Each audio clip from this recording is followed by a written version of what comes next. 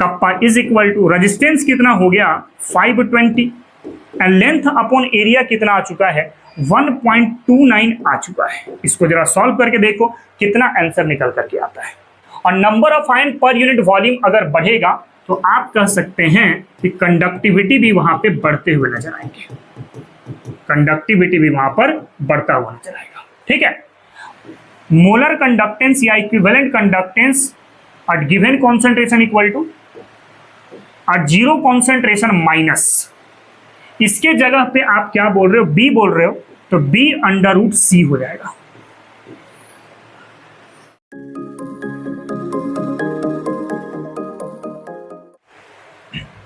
Hello my dear student, कैसे हैं आप? आई होप आप सब बहुत बेहतर होंगे।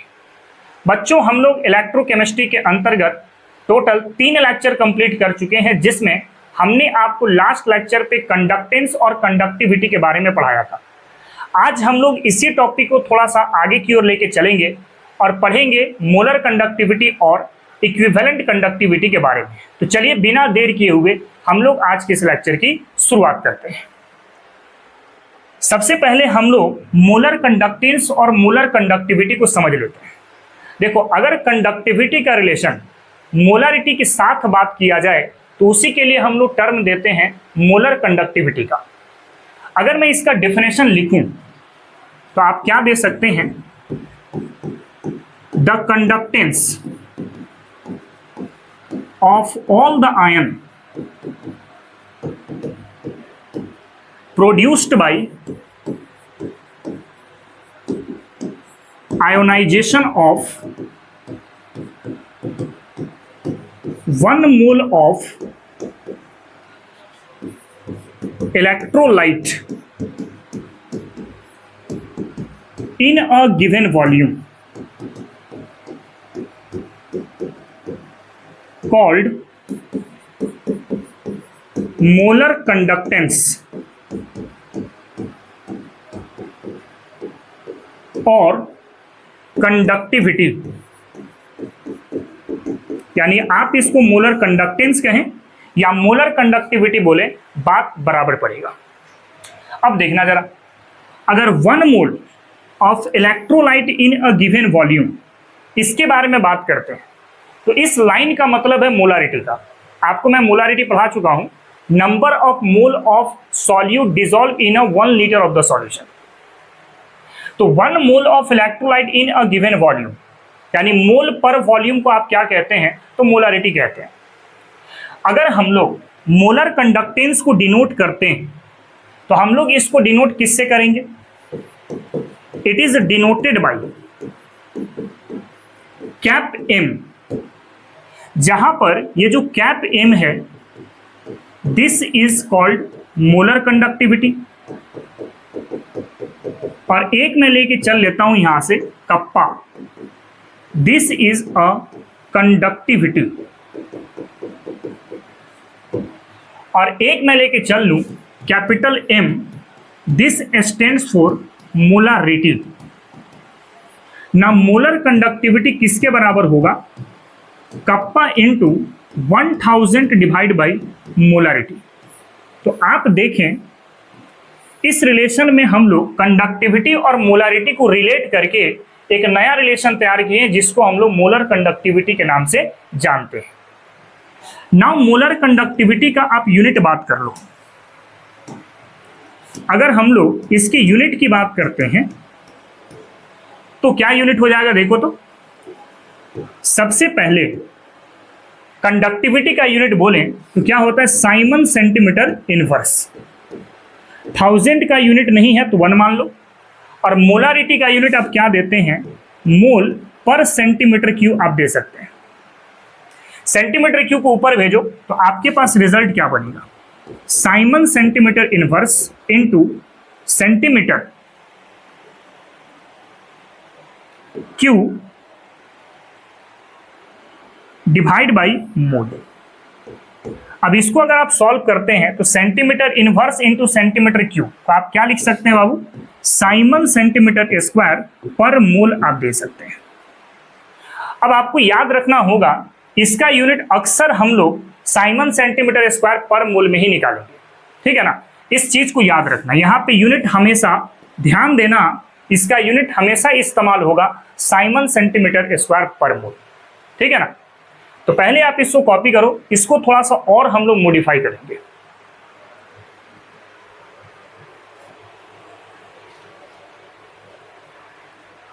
चलिए बच्चों, इसके बाद हम लोग आगे की ओर बढ़ते हैं। नाउ अभी हम लोग पढ़े molar conductivity is equal to kappa into 1000 divide by molarity. इसको आप मान लीजिए इक्वेशन नंबर 1। और लास्ट क्लास में पढ़ चुके हैं कि कंडक्टिविटी इज इक्वल टू क्या होता है, 1 upon resistance into length upon area.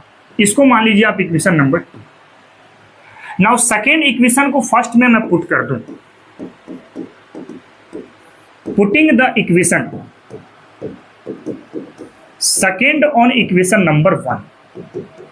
Second को अगर आप फर्स्ट में पुट करते हैं, then molar conductivity is equal, kappa के यहाँ पे क्या लिख सकते हैं हम लोग, 1 upon R into length upon area into 1000 divide by क्या होगा, मोलरिटी होगा। बाबू एक चीज को हमेशा याद रखना, यहां पे यूनिट का खेल है। कैप एम का जो यूनिट हमेशा आपको इस्तेमाल करना है वो साइमन सेंटीमीटर स्क्वायर पर मोल में इस्तेमाल करना है। कर सकते हो, इसको भी आप कॉपी करो। इसके बाद हम लोग इक्विवेलेंट कंडक्टिविटी को भी समझ लेते हैं। चलिए बच्चों, इसके बाद हम लोग आगे की ओर बढ़े तो नेक्स्ट टॉपिक है इक्विवेलेंट कंडक्टेंस और conductivity.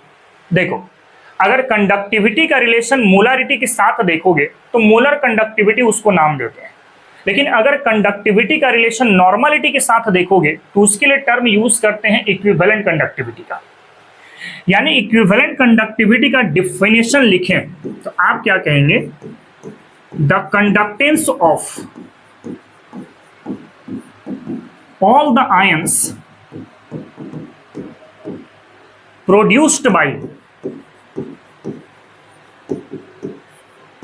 1 gram equivalent of substance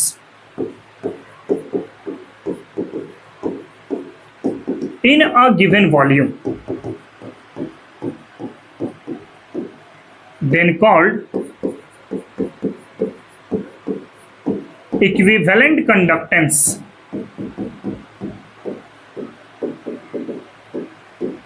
or equivalent conductivity। और आपको पता है कि 1 gram equivalent of substance in a given volume, इसका मतलब क्या है, नॉर्मलिटी। इसका मतलब क्या है, नॉर्मलिटी, मतलब एक नॉर्मल सॉल्यूशन की बात आप कर रहे हैं। तो नॉर्मलिटी के साथ अगर कंडक्टिविटी का रिलेशन बात करें तो उसके लिए हम लोग टर्म देते हैं इक्विवेलेंट कंडक्टिविटी का, और मोलारिटी के साथ अगर कंडक्टिविटी का रिलेशन देखा जाए तो टर्म देते हैं हम लोग मोलर कंडक्टिविटी का। अगर मैं इक्विवेलेंट कंडक्टिविटी को डिनोट करूं तो किससे डिनोट किया जाएगा, it is denoted by cap EQ. EQ आपको बता रहे हैं इक्विवेलेंट कंडक्टिविटी के बारे में, और पीछे वाले में जो आप देखे उसमें हमारे पास एम इस्तेमाल किया गया था। एम का मतलब क्या है, मोलर कंडक्टिविटी, ठीक है। अगर मान लो कैप इक्यू, आप इसको नाम क्या दे रहे हैं, this is a equivalent conductivity, या फिर आप इसको इक्विवेलेंट कंडक्टेंस भी कह सकते हैं। फिर एक है kappa, this is a conductivity, और एक मैं कंसीडर करता हूं capital N, this is a normality. तो equivalent conductivity is equal to क्या होगा, conductivity into 1000 divide by normality. Now अगर आप यहां पे यूनिट को देखते हैं तो यूनिट आप हमेशा ध्यान देना क्या इस्तेमाल करेंगे हम लोग, कप्पा का यूनिट क्या होगा, साइमन सेंटीमीटर इनवर्स। 1000 के लिए 1 मान लो, और नॉर्मलिटी का यूनिट क्या होता है, ग्राम इक्विवेलेंट पर सेंटीमीटर क्यूब। सेंटीमीटर क्यूब को ऊपर लेके चले जाओ, क्या मिल जाएगा, Simon centimetre inverse into centimetre cube divide by gram equivalent. या फिर आप लिख सकते हैं साइमन सेंटीमीटर स्क्वायर पर ग्राम इक्विवेलेंट। और याद रखना, जब भी इसको हम लोग कैलकुलेट करेंगे ना, तो यूनिट हमेशा फाइंड आउट करेंगे सेंटीमीटर वाला। मीटर में अगर आपको बोलता है तो आप मीटर में बाद में कन्वर्ट कर लेना, लेकिन स्टार्टिंग टाइम में आपको सेंटीमीटर में ही निकालना होगा। तो कैसे होगा वो हम लोग आगे की ओर बात करेंगे, उससे पहले आप जरा इसको कॉपी कर लो, ठीक है।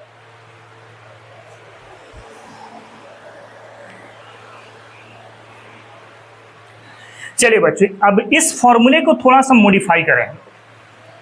नाउ हम लोग देखें, equivalent conductivity is equal to conductivity into 1000 divide by normality. इसको मान लो आप इक्वेशन नंबर 1। और कंडक्टिविटी इज इक्वल टू जानते हैं 1 upon resistance into length upon area. इसको मान लीजिए आप इक्वेशन नंबर 2। अब सेकेंड वाले इक्वेशन को उठा के फर्स्ट में रख दो। मैं लिखूं putting the equation second on equation number 1, then equivalent conductivity is equal to 1 upon resistance into length upon area into 1000 divide by क्या होगा, नॉर्मलिटी होगा। यहां पे यूनिट आपको क्या ध्यान देना है, यूनिट हमेशा होगा साइमन सेंटीमीटर स्क्वायर पर ग्राम इक्विवेलेंट, ठीक है। इसको भी कॉपी कर लीजिए। इसके बेसिस पे हम लोग कुछ न्यूमेरिकल्स देखते हैं।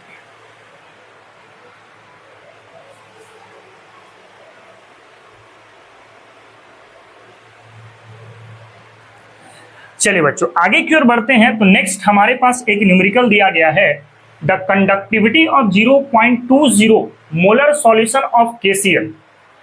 आपके पास मोलरिटी गिवन है कितना, 0.20 molar at 298 kelvin is 0.0248 Simon centimetre inverse.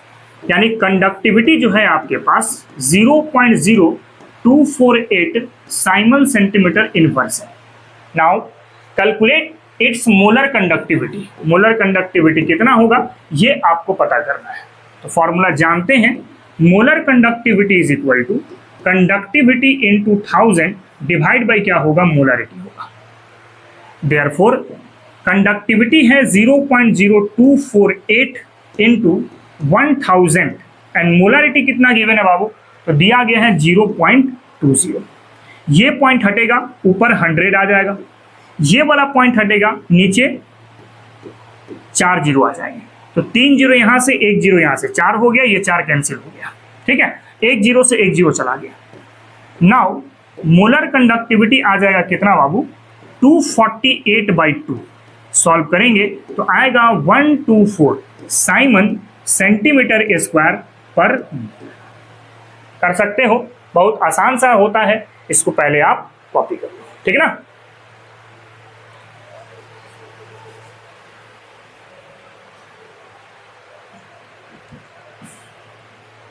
चलिए बच्चों, आगे की ओर बढ़ते हैं। तो नेक्स्ट हमारे पास एक और क्वेश्चन है, the electrical resistance of a column of 0.05 molar sodium hydroxide solution of diameter 1 centimetre and length 50 centimetre is 5.55 into 10⁻³ Om.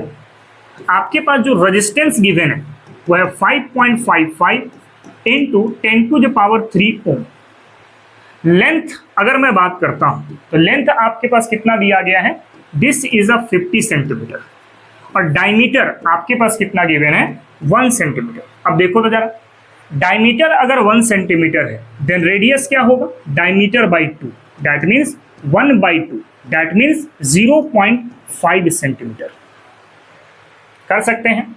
Calculate its resistivity, conductivity and molar conductivity.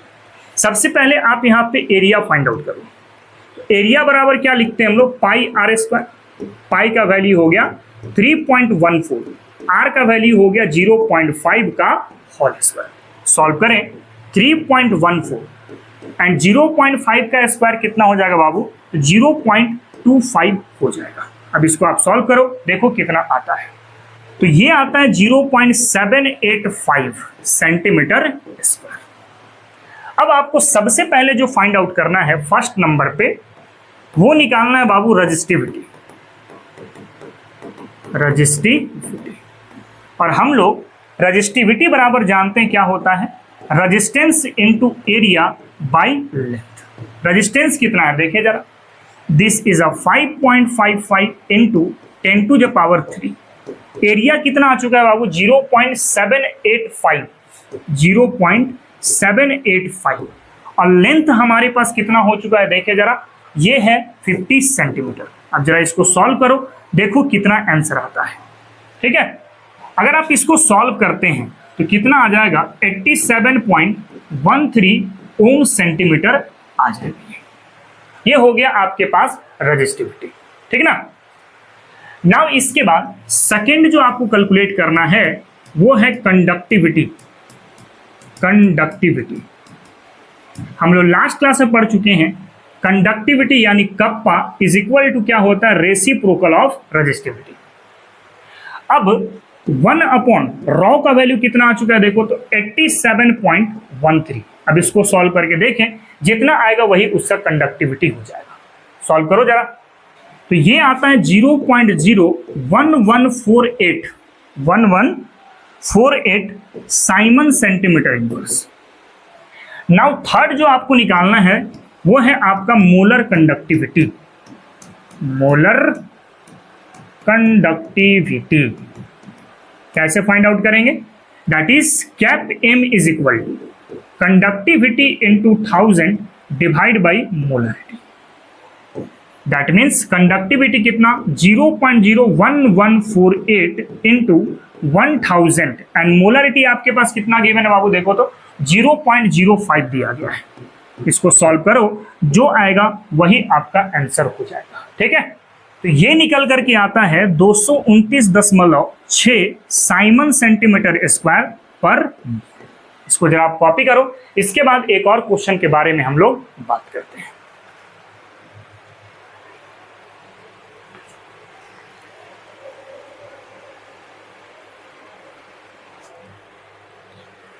चलिए बच्चों आगे की ओर बढ़ते हैं। तो नेक्स्ट हमारे पास एक और क्वेश्चन दिया गया है, resistance of a conductivity cell filled with 0.1 molar KCl solution is 100 ohm. If the resistance of the same cell when filled with 0.02 molar KCl solution is 520 ohm. अलग अलग कॉन्सेंट्रेशन है ना, एक है 0.1 मोलर फॉर KCl solution और इसका resistance है हमारे पास 100 ohm। ठीक, if the resistance of the same cell when filled with 0.02 molar KCl solution, एक सॉल्यूशन है जिसकी कॉन्सेंट्रेशन 0.02 मोलर है और यही है आपका KCl वाला ही, तो इसका जो रेजिस्टेंस दिया गया है वो कितना है, तो 520 ओम दिया गया है। आगे कह रहा है calculate conductivity and molar conductivity of 0.02 molar KCl solution. इसका हमें निकालना है कंडक्टिविटी यानी कप्पा कितना होगा, और साथ साथ हमें यह पता करना है कि इसकी मोलर कंडक्टिविटी कितनी होगी, ये पता करना है। अब conductivity of 0.1 molar KCl is 1.29 siemens metre inverse दिया गया है। इसका जो कंडक्टिविटी है वो है 1.29 साइमन मीटर इनवर्स। अब क्या करते हैं, सबसे पहले यहां से अगर मैं कंडक्टिविटी लिखूं तो क्या बोलते हैं, 1 upon resistance into length upon area. जहां पे लेंथ अपॉन एरिया क्या होता है बाबू, तो सेल कांस्टेंट होता है। कंडक्टिविटी है सर 1.29 एंड रेजिस्टेंस है आपके पास 100 इंटू क्या होगा, length upon area. Therefore length upon area क्या लिख सकते हैं, 1.29 इंटू 100। सॉल्व करेंगे तो आएगा 129 मीटर इनवर्स। अच्छा, अगर ये 1.29 इंटू 100 ये किसके बराबर मिल गया, 129 मीटर इनवर्स के बराबर मिल गया। और अगर इसी को आप सेंटीमीटर के फॉर्म में लिखना चाहें तो होगा 1.29 सेंटीमीटर इनवर्स। क्या होगा, सेंटीमीटर इनवर्स। अब देखो जरा, चूंकि दोनों सेल सेम है, बस कॉन्सेंट्रेशन लेवल डिफरेंस है, तो जितना सेल कांस्टेंट इसकी कॉन्सेंट्रेशन पर देखने को मिलेगी उतना ही सेल कांस्टेंट यहां पर देखने को मिलेगा। तो अगर यहां पे मैं कंडक्टिविटी निकालूं तो फॉर्मूला क्या है, 1 upon resistance into length upon area. ठीक ना, kappa is equal to resistance कितना हो गया 520 एंड लेंथ अपॉन एरिया कितना आ चुका है, 1.29 आ चुका है। इसको जरा सॉल्व करके देखो कितना आंसर निकल करके आता है। तो ये आता है बाबू 2.48 into 10⁻³ Simon centimetre inverse, centimetre के फॉर्म में आ रहा है। ठीक है, नाउ एक और चीज फाइंड आउट करना है, मोलर कंडक्टिविटी। तो मोलर कंडक्टिविटी का फॉर्मूला क्या होता है, conductivity into 1000 divide by molarity होता है। Now molar conductivity is equal to, conductivity कितना आ चुका है, 2.48 into 10⁻³ into 1000 divide by molarity कितना है बाबू, 0.02, 0.02। ये और ये आपका कैंसिल आउट हो जाएगा, ये वाला पॉइंट खत्म। तो मोलर कंडक्टिविटी आ जाएगा 124 साइमन सेंटीमीटर स्क्वायर पर मोल। मतलब आप देखिए कैसे सॉल्व किया गया, एक कॉन्सेंट्रेशन से हमने सेल कांस्टेंट निकाला और उसको दूसरे कॉन्सेंट्रेशन वाले कंडीशन पे हमने पुट कर दिया। तो ये कंडक्टिविटी भी आपको पता चल गया और साथ में मोलर कंडक्टिविटी भी आपको पता चल गया। ठीक है, इसको कॉपी करो, इसके बाद फिर हम आगे की ओर मूव करते हैं।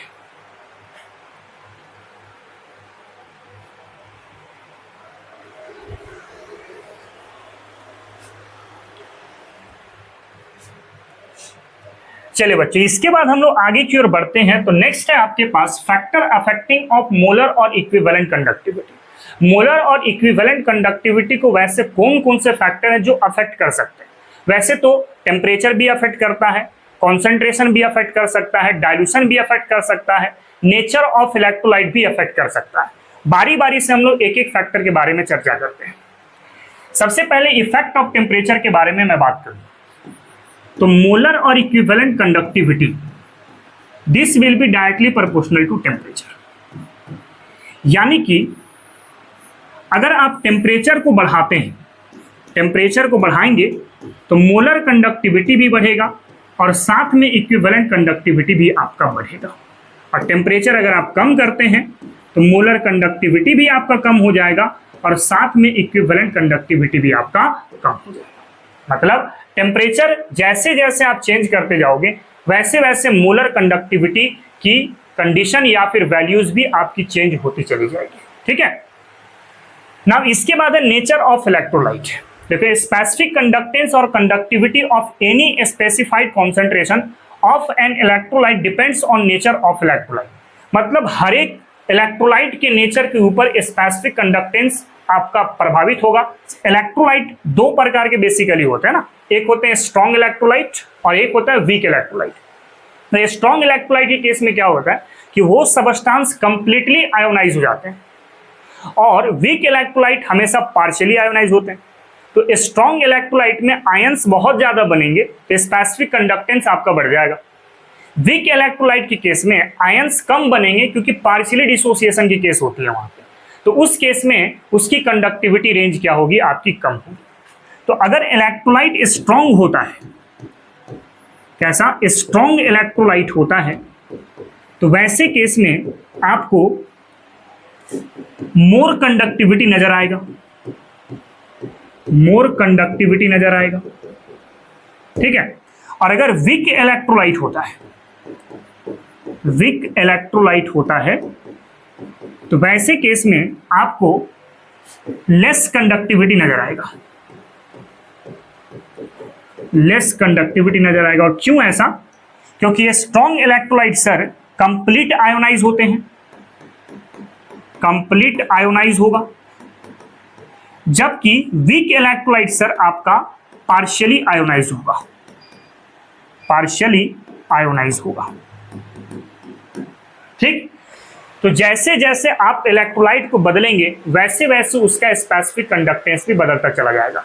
अगर इलेक्ट्रोलाइट स्ट्रॉन्ग है तो वैसे सिचुएशन में आयोनाइजेशन कंप्लीट होंगे, वहां पे ज्यादा कंडक्टिविटी रेंज आपको देखने को मिलेगा। और वीक इलेक्ट्रोलाइट होगा तो पार्शियली आयोनाइज होगा, वैसे सिचुएशन पर लेस कंडक्टिविटी आपको देखने को मिल जाएगी। ठीक है, ये दो फैक्टर के बारे में हम लोग बात किए हैं, पहले इसको जरा कॉपी करो, उसके बाद थर्ड फैक्टर की चर्चा भी हम लोग कर लेते हैं।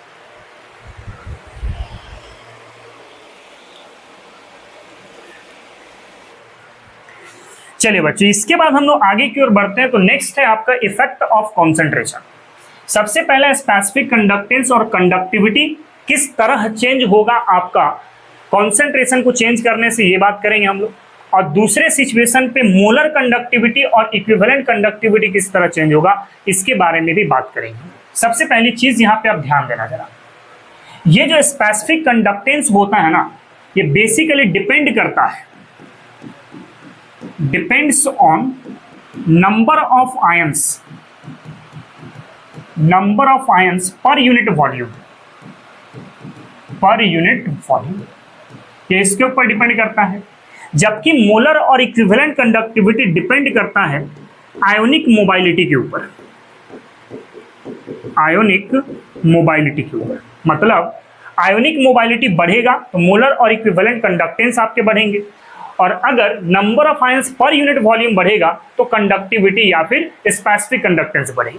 अब जरा सोच करके चलना है एक चीज, मैं कॉन्सेंट्रेशन यहां पे बढ़ाता हूं, कॉन्सेंट्रेशन कैसे बढ़ेगा, तो उसके लिए आप इस डायग्राम को समझें। मान लो एक कंटेनर है हमारे पास, और इस कंटेनर में हमारे पास Na प्लस और Cl माइनस का सॉल्यूशन मौजूद है। अब मैं इसके कॉन्सेंट्रेशन को बढ़ाना चाह रहा हूं, तो कॉन्सेंट्रेशन बढ़ाने के लिए आपको बाहर से नमक और ऐड करना पड़ेगा। यहां से आपने NaCl ऐड किया, यहां भी NaCl दिया, यहां भी NaCl दिया। तो जैसे जैसे आप नमक इस कंटेनर में ऐड करते जाएंगे तो वैसे वैसे ये सॉल्यूशन आपका कॉन्सेंट्रेटेड होने लगेगा। अब जरा सोचो, पहले एक केटायन था, एक एनायन था, अब और नमक डाल दिए तो केटायन की संख्या भी बड़ी होगी, एनायन की संख्या भी बड़ी होगी, और नमक डाल दिए तो केटायन की संख्या भी बड़ी होगी और एनायन की संख्या भी बड़ी होगी, और डाल दिए तो हमारे पास केटायन की संख्या भी बढ़े होंगे और एनायन की संख्या भी बढ़े होंगे।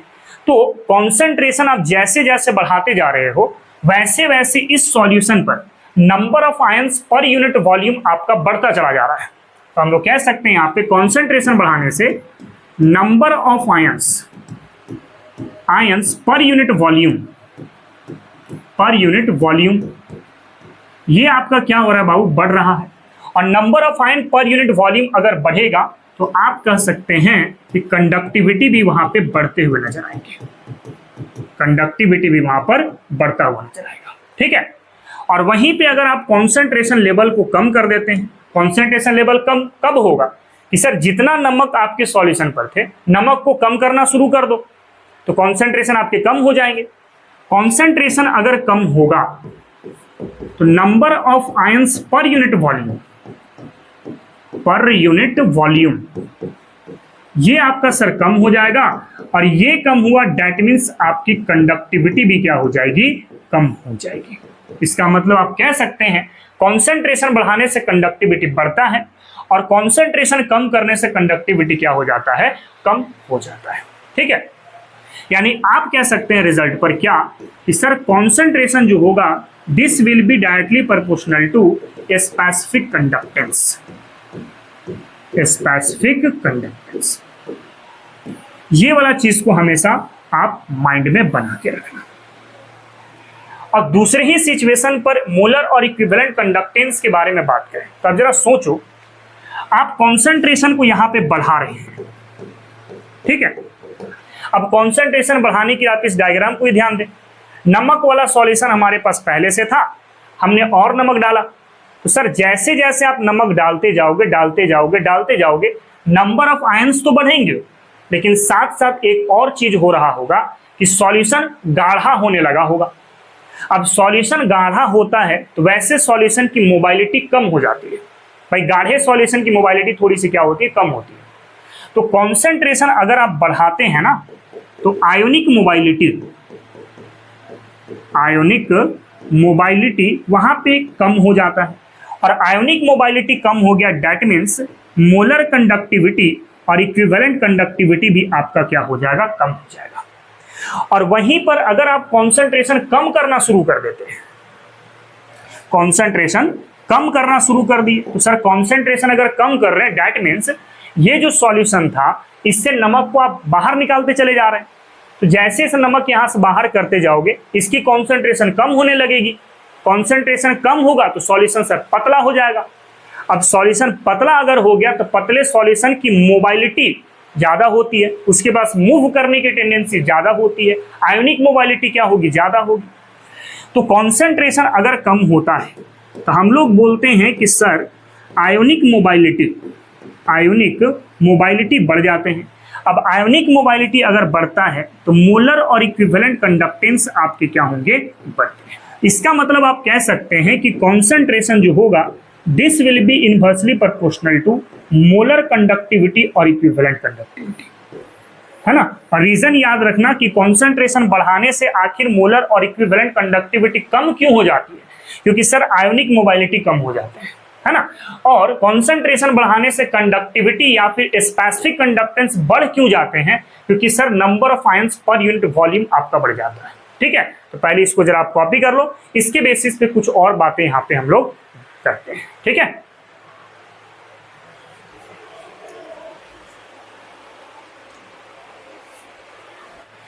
चलिए बच्चों, तो इसके बाद अगर हम लोग बात करें तो नेक्स्ट है वेरिएशन ऑफ मोलर और equivalent conductance versus concentration of electrolyte.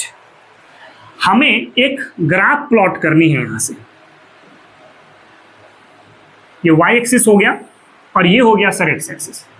y की तरफ मोलर कंडक्टिविटी आप सोचो या फिर आप इक्विवेलेंट कंडक्टिविटी सोचो, और x की तरफ हम लोग यहां पे कॉन्सेंट्रेशन को सोच रहे हैं। मैं यहां पर 3 टाइप के इलेक्ट्रोलाइट्स के बारे में बात करूंगा। कुछ ऐसे इलेक्ट्रोलाइट्स होंगे जो वीक इलेक्ट्रोलाइट होंगे और कुछ ऐसे इलेक्ट्रोलाइट होंगे जो स्ट्रॉन्ग इलेक्ट्रोलाइट होंगे। अब स्ट्रॉन्ग में भी 2 प्रकार को मैं कंसीडर कर रहा हूं। एक ऐसा स्ट्रॉन्ग इलेक्ट्रोलाइट जो यूनिवेलेंट होना चाहिए और एक ऐसा इलेक्ट्रोलाइट जो बाईवेलेंट होना चाहिए। तो अगर मैं एक डायग्राम ऐसे दिखाऊं और ये लाइन में मान के चलता हूं फॉर KCl, और एक मैं दिखाता हूं कुछ ऐसा, ये मैं मान के चलता हूं निकेल सल्फेट के लिए, और एक मैं ले लेता हूं कुछ ऐसा।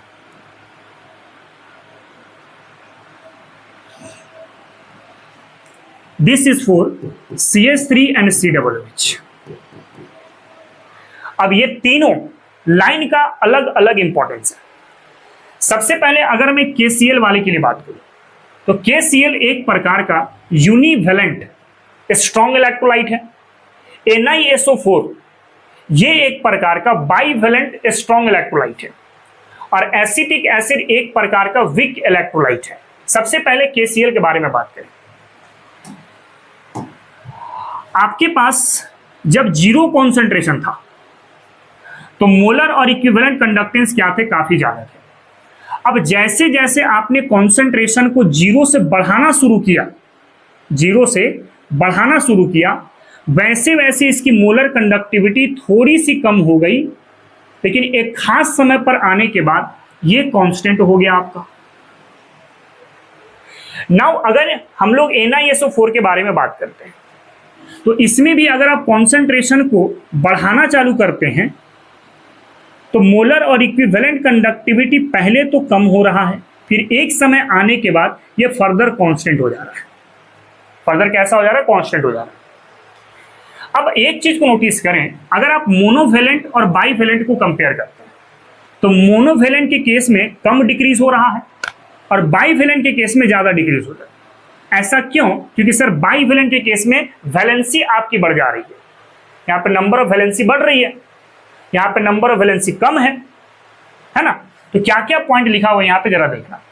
ऑन इंक्रीजिंग कॉन्सेंट्रेशन मोलर और equivalent conductance of electrolytic solution decreases. ये बात तो हम लोग देखें कि सर जैसे जैसे आपने कॉन्सेंट्रेशन को बढ़ाया वैसे वैसे मोलर कंडक्टिविटी या फिर इक्विवेलेंट कंडक्टिविटी आपका कम होता चला गया। फिर KCl वाला बात मैं करता हूं।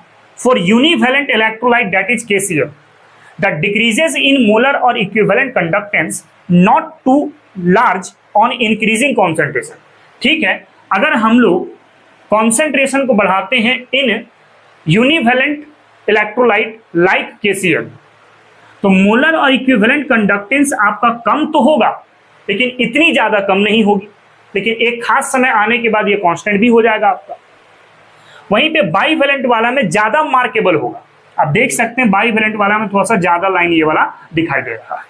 तो हमने लिखा है सेकंड पॉइंट पे, if electrolyte is bivalent that is NiSO4 then decreases in molar or equivalent conductivity with increasing in concentration is more marked as valency of the ions increases। बिल्कुल वही बात मैंने बोला कि सर KCl के case में number of valencies कम थे और NiSO4 के केस में नंबर ऑफ वैलेंसी ज्यादा थे, तो वैलेंसी मार्केबल ज्यादा है यहाँ पर, तो यहाँ पर मोलर और इक्विवेलेंट कंडक्टिविटी जो चेंज हुआ वो ज्यादा मार्केबल होगा। और वहीं पे अगर हम लोग वीक इलेक्ट्रोलाइट के केस में देखें तो वो टोटली डिफरेंट बिहेवियर शो करेगा from strong electrolyte. Strong electrolyte में ये अलग बिहेवियर है और वीक इलेक्ट्रोलाइट में ये अलग बिहेवियर है। इसलिए अगला पॉइंट हमने लिख रखा है, weak electrolyte that is CH3COOH या NH4OH exhibit an apparently different behavior as they are not ionized completely। वही बात मैंने बोला कि वीक इलेक्ट्रोलाइट आपका पार्शियली आयोनाइज होते हैं, इसकी डिफरेंट बिहेवियर होती है और सबसे लो इसका मोलर और इक्विवेलेंट कंडक्टेंस आपको देखने को मिलेगा। समझ रहे बात को? तो यहाँ पे 3 अलग अलग केस है, इस डायग्राम को माइंड में थोड़ा रखना और पॉइंट को भी माइंड में रखना। क्या क्या मैंने पॉइंट बताया? यूनिवैलेंट के केस में कॉन्सेंट्रेशन बढ़ाने से मोलर और इक्विवेलेंट कंडक्टेंस कम तो होगा लेकिन उतनी ज्यादा कम आपको देखने को नहीं मिलेगी। बाइवेलेंट के केस में ये ज्यादा मार्केबल होगा क्योंकि यहाँ पे नंबर ऑफ वैलेंसीज बढ़ रही है, निकेल का +2 और सल्फेट का -2, यानी कि 2 वैलेंसी इसके पास भी 2 वैलेंसी इसके पास भी है। नाउ CH3COOH जो कि वीक इलेक्ट्रोलाइट है, ये टोटली डिफरेंट बिहेवियर शो करेगा from the strong electrolyte like KCl and nickel sulphate. ठीक है, तो पहले इसको जरा आप कॉपी कर लो, इसके बाद फिर हम लोग आगे की ओर मूव करते हैं। ठीक है,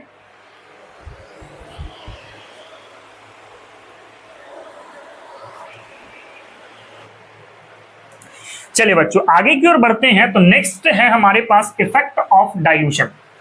देखो सबसे पहले इस बात को माइंड में बनाना पड़ेगा कि कॉन्सेंट्रेशन अगर किसी सॉल्यूशन का ज्यादा होता है मतलब उस सॉल्यूशन की डाइल्यूशन कम है, और अगर कॉन्सेंट्रेशन किसी सॉल्यूशन का कम होता है तो डाइल्यूशन क्या होता है? ज्यादा होता है। भाई 2 ही टाइप के सॉल्यूशन हम लोग बात करते हैं ना, या तो सॉल्यूशन गाढ़ा होगा या तो पतला होगा।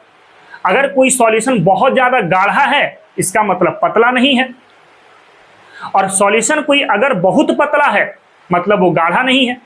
मतलब सिंपल सा बात है कि 2 चीज एग्जिस्ट कर रहे हैं यहाँ, कॉन्सेंट्रेशन या फिर डाइल्यूशन। ठीक है, तो अब जरा सोच के देखें कि सर अगर हम लोग कॉन्सेंट्रेशन बढ़ाते थे, कॉन्सेंट्रेशन बढ़ाएंगे तो डाइल्यूशन यहाँ पर क्या हो जाएगा सर? तो कम हो जाएगा।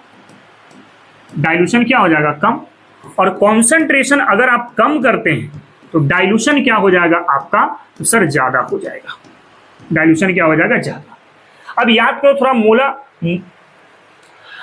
अब याद करो जरा मोलर और इक्विवेलेंट कंडक्टेंस में, तो कॉन्सेंट्रेशन आप बढ़ाए थे तो आयोनिक मोबाइलिटी आपकी कम हो गई थी, अभी जस्ट पढ़े आपने, और आयोनिक मोबाइलिटी कम हुआ था तो मोलर और इक्विवेलेंट कंडक्टेंस आपके क्या हो गए थे? तो कम हो गए थे। वहीं पर कॉन्सेंट्रेशन आपने कम किया था तो आयोनिक मोबाइलिटी ज्यादा हो गए थे, आयोनिक मोबाइलिटी ज्यादा हो गया था, जिस वजह से मोलर और इक्विवेलेंट कंडक्टेंस भी आपके क्या हो गए थे? तो ज्यादा हो गए थे। इसका मतलब डाइल्यूशन अगर आप कम करते हैं तो वैसे सिचुएशन पे मोलर और इक्विवेलेंट कंडक्टिविटी आपका कम हो जाएगा, और डाइल्यूशन बढ़ा देते हैं तो मोलर और इक्विवेलेंट कंडक्टिविटी भी आपका क्या होगा? बढ़ेगा। इसका मतलब ये है कि dilution this will be directly proportional to molar और इक्विवेलेंट कंडक्टिविटी। कर सकते हैं ना। वहीं पे अगर हम लोग स्पेसिफिक कंडक्टेंस और कंडक्टिविटी के बारे में बात करें फॉर इफेक्ट ऑफ डाइल्यूशन, अब जरा देखो यहां पे अगर हम लोग कॉन्सेंट्रेशन बढ़ा रहे हैं दैट मीन्स आपकी डाइल्यूशन कम हो रही है। अब कॉन्सेंट्रेशन बढ़ाने का मतलब क्या है कि सर नंबर ऑफ आयंस बढ़ रहे होंगे, अभी जस्ट आपने देखा हुआ है वो number of ions per unit volume ये बढ़ रहा होगा, और इसके बढ़ने से हमारे पास कंडक्टिविटी भी क्या हो गया था? तो बढ़ गया था। ये सिर्फ कंडक्टिविटी की मैं बात कर रहा हूं या फिर स्पेसिफिक कंडक्टेंस की बात कर रहा हूं? मोलर कंडक्टेंस और इक्विवेलेंट कंडक्टेंस ये अलग फंडा है, स्पेसिफिक कंडक्टेंस ये अलग फंडा है। ठीक है, आप स्पेसिफिक कंडक्टेंस और कंडक्टिविटी भी सोच सकते हैं, लेकिन मोलर कंडक्टिविटी को सिर्फ कंडक्टिविटी नहीं बोल सकते, इक्विवेलेंट कंडक्टिविटी को भी सिर्फ कंडक्टिविटी नहीं बोल सकते, इसको पूरा ही बोलना पड़ेगा, मोलर कंडक्टिविटी और इक्विवेलेंट कंडक्टिविटी। लेकिन यहाँ पे स्पेसिफिक कंडक्टेंस भी कह सकते हैं या फिर कंडक्टिविटी भी कह सकते हैं। स्पेसिफिक कंडक्टेंस और कंडक्टिविटी को मतलब होता है number of ions per unit volume से, जबकि मोलर कंडक्टेंस और इक्विवेलेंट कंडक्टेंस को मतलब होता है आयोनिक मोबाइलिटी से। किससे? आयोनिक मोबाइलिटी से। तो दोनों अलग अलग चीजें। फिर यहाँ पे अगर आप कॉन्सेंट्रेशन को बाबू कम कर लेते हैं तो वैसे सिचुएशन पर डाइल्यूशन आपका क्या रहेगा? ज्यादा रहेगा। अब कॉन्सेंट्रेशन कम है, that means number of ions per unit volume ये आपका कम रहेगा। और अगर यही कम हो जाए तो सर कंडक्टिविटी आपका क्या होगा? कम हो जाएगा। इसका मतलब ये है कि डाइल्यूशन कम करने से कंडक्टिविटी बढ़ रहा है और डाइल्यूशन बढ़ने से कंडक्टिविटी क्या हो रहा है? कम हो रहा है। तो हम लोग यहां पे लिख सकते हैं रिजल्ट पर कि sir dilution this will be inversely proportional to conductivity. Conductivity बोलो या फिर स्पेसिफिक कंडक्टेंस बोलो, बात बराबर पड़ेगा। ठीक है, चलिए जरा इसको आप कॉपी कर लीजिए, इसके बाद फिर हम लोग आगे की ओर मूव करते हैं।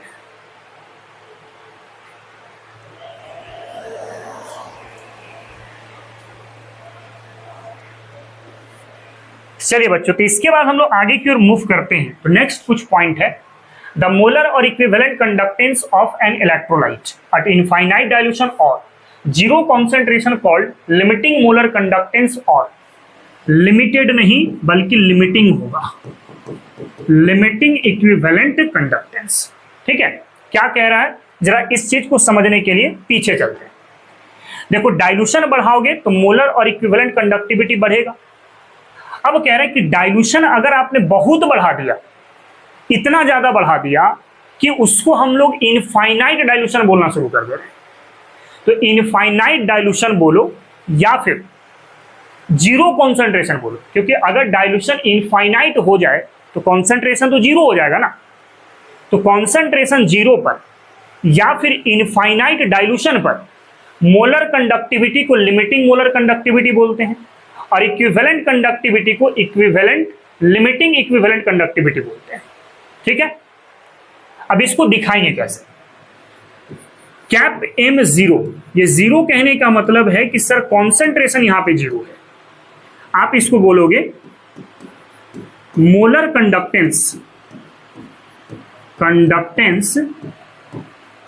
एट जीरो कॉन्सेंट्रेशन, ये कॉन्सेंट्रेशन के फॉर्म में बोला जाएगा, तब ऊपर में जीरो लिखना पड़ेगा। उसी तरीके से अगर ऐसा दे दिया जाए, यहाँ पे इनफाइनाइट लिख दिया जाए, तो इनफाइनाइट किसके लिए बात कर रहे हैं हम लोग? For dilution. किसके लिए बात हो रहा है? डाइल्यूशन के लिए। दोनों बात बराबर ही, कहने का अर्थ वही है, बस बोल अलग अलग तरीके से रहे। कॉन्सेंट्रेशन को जीरो बनाओ या डाइल्यूशन को इनफाइनाइट बनाओ, बात बराबर पड़ेगा। ठीक है, यहां पे इनफाइनाइट का मतलब है molar conductance at infinite dilution,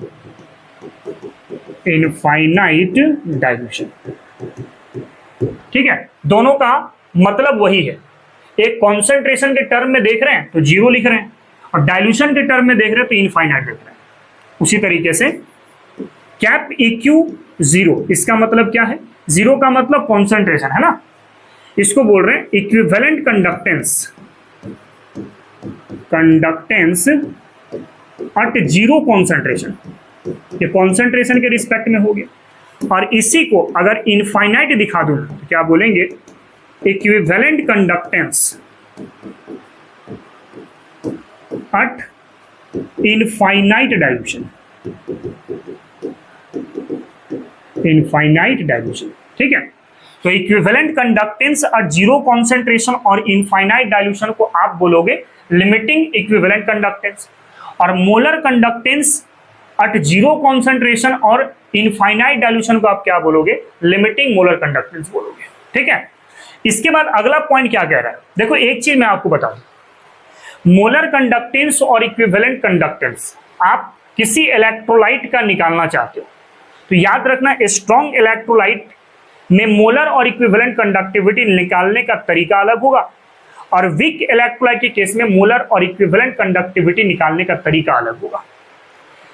देखो स्ट्रॉन्ग इलेक्ट्रोलाइट के केस में हम लोग ग्राफिकल मेथड का इस्तेमाल करते हैं by the help of Debye Huckel Onsager equation, जबकि वीक इलेक्ट्रोलाइट के केस में हम लोग कोहलार्स लॉ के बारे में बात करते हैं। इसलिए यहाँ पे एक पॉइंट मैं लिख रखा हूं, मोलर और equivalent conductance for any strong electrolyte is calculated by graphically, किससे, ग्राफ के माध्यम से, but for the weak electrolyte it is determined by Kohlrausch's law, किसके माध्यम से, कोहलार्स लॉ के माध्यम से। तो ग्राफिकली हम लोग देखेंगे स्ट्रॉन्ग इलेक्ट्रोलाइट के केस में, और इसके लिए एक इक्वेशन पढ़ेंगे डीबे हकल ओम सागर इक्वेशन। ठीक है, वहीं से हमें पता चलेगा फॉर स्ट्रॉन्ग इलेक्ट्रोलाइट, जबकि वीक इलेक्ट्रोलाइट हम लोग को पढ़ना है और एक लॉ यहां पर आएगा कोहलार्स लॉ। याद रखना वीक के लिए कोहलार्स लॉ और स्ट्रॉन्ग इलेक्ट्रोलाइट आप ग्राफिकली के माध्यम से ही इक्विवेलेंट और मोलर कंडक्टिविटी निकाल सकते हैं।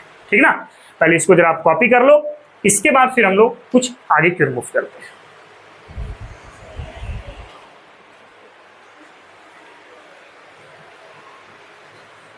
चलिए बच्चों आगे की ओर बढ़ते हैं। तो नेक्स्ट है हमारे पास डीबे हकल ओम सागर इक्वेशन। देखो डीबे हकल ओम सागर इक्वेशन के माध्यम से हम लोग मोलर और इक्विवेलेंट कंडक्टिविटी निकालते तो हैं, लेकिन फॉर स्ट्रॉन्ग इलेक्ट्रोलाइट के लिए, है ना। क्या है, in strong electrolyte the equivalent conductance at any concentration is related to the equivalent conductance at zero concentration और infinite dilution for solution is given by following equation. ये जो इक्वेशन दिख रहा है इसका डेरिवेशन हमें नहीं पढ़ना है, ठीक है। इसी इक्वेशन को हम लोग कहते हैं डीबे हकल ओम सागर इक्वेशन। क्या क्या चीजें हैं बाबू यहां पर, कैप सी, इसका मतलब क्या है, मोलर और equivalent conductance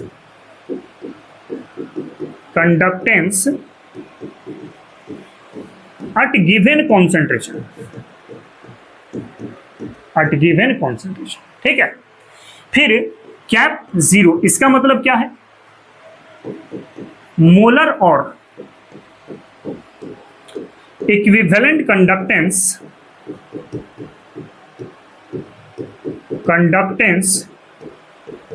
at zero concentration. C कहने का मतलब गिवन कॉन्सेंट्रेशन और जीरो कहने का मतलब जीरो कॉन्सेंट्रेशन, या फिर इनफाइनाइट डाइल्यूशन भी आप इसको कह सकते हैं। इसके बाद एक टर्म है आपके पास ईटा, इसको हम कहते हैं विस्कोसिटी कोफिशिएंट ऑफ सॉल्वेंट। किसका मतलब है ये ईटा का मतलब है, ठीक है। इसके बाद डी का मतलब है बाबू डाई इलेक्ट्रिक कांस्टेंट।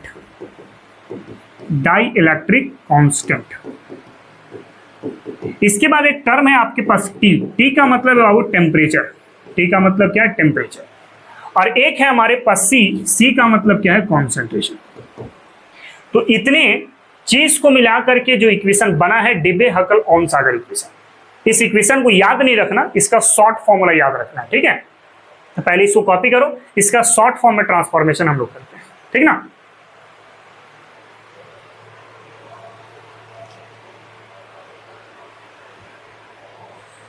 चलिए बच्चों आगे की ओर बढ़ते हैं। तो इसी में हम लोग थोड़ा सा देख लेते हैं इसका शॉर्ट फॉर्म कैसे देखा जाएगा। देखो ये जो आपके पास नजर आ रहा है, देखो ये वाला, ये जो आपको दिखाई दे रहा है ना, इसको हम लोग रिप्लेस कर देंगे एक कांस्टेंट b के साथ। अगर मैं ऐसा बोलूं b is equal to 82.4 divide by eta dt के power 1/2 plus 8.2 into 10 to the power 5 divide by dt के पावर 3/2। इसको मैं b मान लेता हूं, तब आपके पास न्यू इक्वेशन क्या बन जाएगा, मोलर कंडक्टेंस या equivalent conductance at given concentration equal to at zero concentration minus, इसके जगह पे आप क्या बोल रहे हो, b बोल रहे हो, तो b √c हो जाएगा। यानी कि ये जो आपके पास b दिख रहा है ना, इस b को हम लोग कह रहे हैं कांस्टेंट। क्या बोल रहे हैं, कांस्टेंट बोल रहे हैं। और b का वैल्यू याद रखो ना रखो कोई फर्क नहीं पड़ता, इससे बस हमें ग्राफ प्लॉट करना है, ठीक ना। कैसा ग्राफ बनेगा इसके बारे में जरा हम लोग देख लेते हैं। सबसे पहले अगर मान लो मैं इसको y एक्सिस पर रखता हूं और इसको मैं इंटरसेप्ट मानता हूं, ये हो गया आपके पास x एक्सिस पर और ये हो गया सर आपके पास स्लोप। तो आपके पास रिजल्ट क्या बना, देखो तो y is equal to m के साथ माइनस है यानी कि माइनस m हो जाएगा, और उसके बाद हो गया x और c है आपका प्लस के साथ। इक्वेशन क्या मिल जाएगा, y equal to minus M X plus C. और आपको पता है ये जो कर्व होता है this is a linear curve. कैसे बनेगा, हमारे पास ये हो गया x एक्सिस और ये हो गया sir y axis. x axis पर हमें रखना है √c और y एक्सिस पे हमें रखना है मोलर और equivalent conductance at given concentration. Slope कैसा रखना है, नेगेटिव। स्लोप आ गया सर ये वाला नेगेटिव। यहां जो स्लोप होगा, slope equal to tan theta आप कह लो। अब स्लोप किसके बराबर है, m के बराबर है ना, माइनस m कह लो, या फिर आप इसको कह सकते हो माइनस b। क्या बोल सकते हो, माइनस b कह सकते हो। तो ये जो आपके पास ग्राफ दिख रहा है, ये ग्राफ किसके लिए बात होगा, ये ग्राफ होगा for strong electrolyte, for strong electrolyte, strong electrolyte. And this is a short form of Debye Huckel Onsager equation. Graph कैसा बनता है, लीनियर ग्राफ बनता है, ठीक है। इसको भी कॉपी कर लीजिए। चलिए बच्चों, तो हम लोग आज के लिए इतना ही रखते हैं, मिलते हैं फिर हम लोग नेक्स्ट क्लास पर एक नए जोश के साथ, नए उमंग के साथ। आज के लिए इतना ही। जय हिंद, जय भारत और जय भैया। बच्चों, अगर आपको ये मेरा लेक्चर पसंद आया है तो मेरे इस लेक्चर को लाइक करें, चैनल को सब्सक्राइब करें और इसे अपने दोस्तों तक भी शेयर करें ताकि उन्हें भी हमसे जुड़ने का मौका मिल सके। तो चलिए मिलते हैं फिर हम लोग नेक्स्ट क्लास पर। Thank you very much.